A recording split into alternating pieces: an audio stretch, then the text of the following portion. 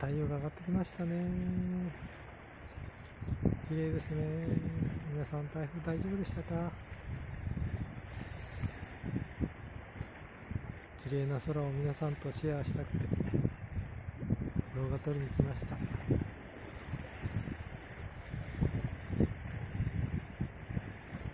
今日も素晴らしい一日が始まりますね。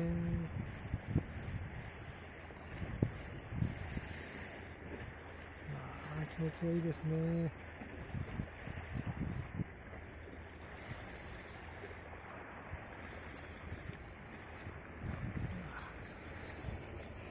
向こうに見えるのが関門橋です。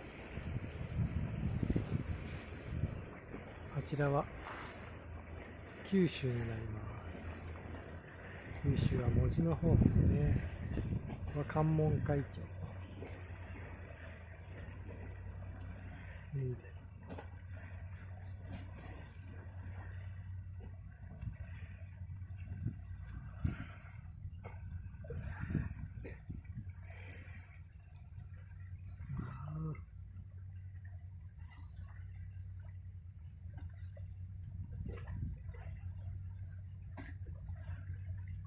今日も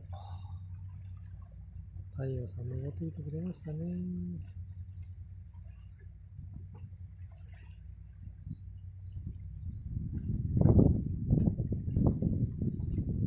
幸せな一日を過ごしてくださいね。